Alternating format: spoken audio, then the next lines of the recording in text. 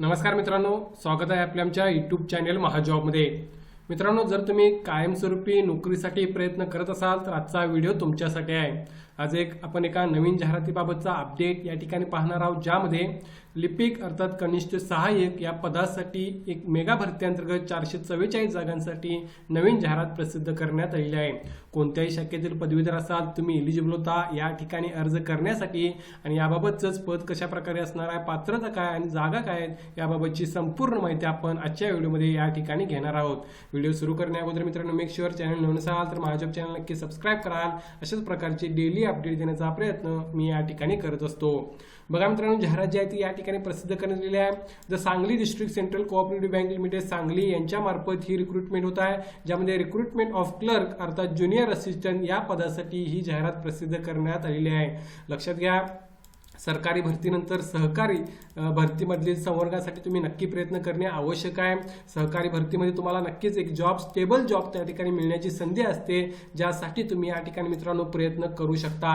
या बँकेचं जर बोलायचं झालं तर कोऑपरेटिव्ह बँक आहे, रेप्युटेड बँक सांगली जिल्ह्यामध्ये जिल्ह्याची बँक आहे, ज्यासाठी 444 जागांसाठी ज्युनियर क्लर्क किंवा क्लर्क ज्युनियर असिस्टंट या पदासाठी ही जाहिरात या ठिकाणी प्रसिद्ध करण्यात आलेली आहे।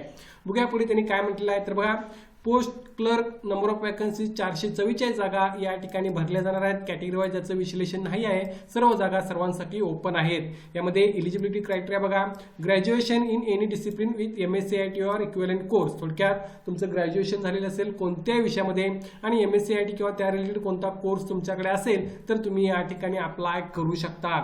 या व्यतिरिक्त this condition will not be applicable to those candidate who are graduate post graduate in computer IT। जर तुम्ही कॉम्प्युटर IT मधून ग्रॅज्युएशन झालं असेल तर तुम्हाला MSCIT सर्टिफिकेटची गरज नाही आहे। एज लिमिट बघा, मिनिमम 18 वर्ष आणि मॅक्झिमम 35 वर्ष। सो 18 ते 35 वर्ष हे एज लिमिट तुम्हाला असणे आवश्यक आहे, जे तुम्हाला कॅल्क्युलेट करायचं आहे 20/6/2026 रोजी। यामध्ये तुमचं एज लिमिट असेल तर तुम्ही या पदांसाठी अप्लाय करू शकता। या ठिकाणीच तुम्हाला या भरतीचं महत्त्व समजून जाईल। जागा भरपूर आहेत, एलिजिबिलिटीमध्ये फक्त ग्रॅज्युएशन आणि MSCIT सर्टिफिकेट मागितलं आहे। त्याचबरोबर एज लिमिट सुद्धा 18 ते 35 वर्ष सर्वांसाठी त्यांनी ठेवलेलं आहे। पुढे बघा, आणखीन एक ॲडिशनल माहिती, त्यामध्ये पहिलाच मी तुम्हाला या ठिकाणी पेमेंट आणि याबाबतच्या गोष्टी क्लिअर करत आहे। Clerk will be paid a stipend of ₹22,000 per month during the probation period. तुमचा प्रोबेशन पिरियड मित्रांनो 12 महिन्यांचा असणार आहे। त्यामध्ये तुम्हाला ₹22,000 पर मंथ सॅलरी या ठिकाणी किंवा स्टायपंड या ठिकाणी मिळणार आहे। आणि प्रोबेशन पिरियड कंप्लीट झाल्यानंतर तुम्हाला बँकेच्या रेग्युलर क्लर्क ग्रेडमध्ये त्या ठिकाणी सामावून घेतलं जाईल, ज्यामध्ये तुम्हाला जे काही पे स्केल असणार आहे त्यानुसार सॅलरी मिळणार आहे, जे नक्कीच 22,000 पेक्षा जास्त असणार आहे। तुम्हाला एक स्टेबल जॉब हवा असेल, त्याचबरोबर तुम्हाला लोकली जॉब हवा असेल, महाराष्ट्रामध्ये पेमेंट चांगल्या प्रकारचं हवा असेल तर तुम्ही या पदांसाठी मित्रांनो प्रयत्न करणे या ठिकाणी आवश्यक आहे। पुढे बघा, आणखी काही महत्त्वाच्या गोष्टी, ज्यामध्ये सिलेक्शन कशा प्रकारे यासाठी होणार आहे पोस्ट ऑफ क्लर्कसाठी। तर बघा, यामध्ये टोटल 7 सब्जेक्ट वेगवेगळे आहेत मित्रांनो, ज्याच्यामध्ये 90 क्वेश्चन्स असणार आहेत आणि 90 मार्कांसाठी तुमची एक्झाम या ठिकाणी होणार आहे। बघूया कोणकोणते टेस्ट किंवा एक्झामिनेशन सब्जेक्ट्स आहेत ज्यासाठी तुम्हाला तयारी करायची आहे। नॉलेज ऑफ कोऑपरेशन, सहकाराबाबत माहिती 20 क्वेश्चन 20 मार्कांसाठी। नॉलेज ऑफ बँकिंग, बँकिंग बाबतची माहिती 20 क्वेश्चन 20 मार्कांसाठी।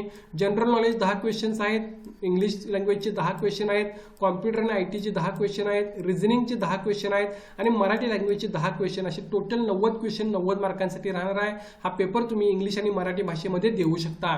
टाइम ड्युरेशन प्रत्येक सेक्शनसाठी वेगवेगळा असणार आहे, तेही तुम्ही बघू शकता।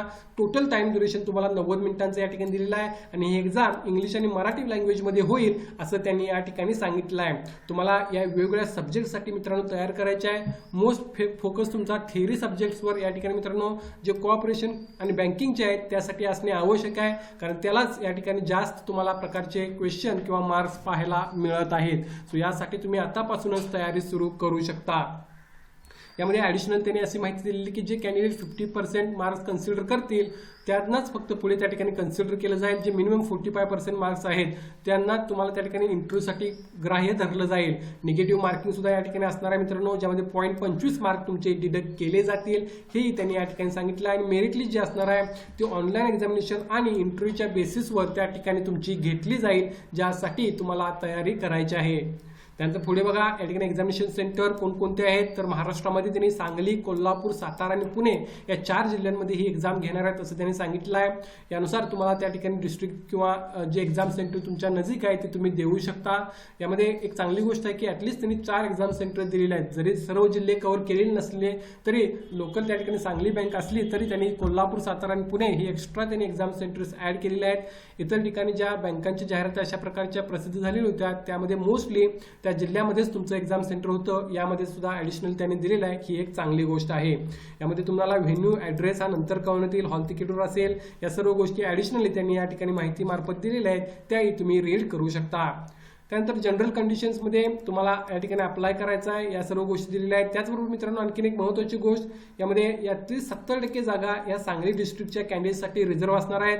त्याचबरोबर 30% जागा या इतर कॅन्डिडेटसाठी असणार आहेत जे महाराष्ट्रामधून अप्लाय करणार असतील. सो त्या पॉईंट ऑफ व्ह्यूने जवळपास 130 जागा या इतर महाराष्ट्रातील कॅन्डिडेटसाठी राहतील आणि इतर जवळपास ज्या उरलेल्या जागा आहेत 444 पैकी त्या सांगली जिल्ह्यातील कॅन्डिडेटसाठी राहतील. जर तुम्ही हा व्हिडिओ सांगली जिल्ह्यातून पाहत असला तर मात्र नक्कीच तुम्हाला अप्लाय करणे आवश्यक आहे, कारण तुमच्यासाठी जवळपास 70% यातील जागा या रिझर्व्ह आहेत. तुम्ही या ठिकाणी चांगली नोकरी तुमच्या जिल्ह्यांमध्ये मिळवू शकता.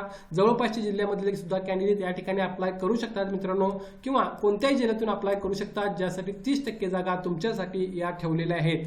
यामध्ये अप्लाय करण्यासाठी तुम्हाला ऑफिशियल वेबसाईटला व्हिजिट करायचं आहे. यासाठी पेमेंट ऑफ फीस बघून घ्या. क्लर्क पदासाठी 1180 रुपये फॉर्म फी तुम्हाला ऑनलाईन अर्ज करताना इन्क्लुडिंग GST या ठिकाणी भरायची आहे.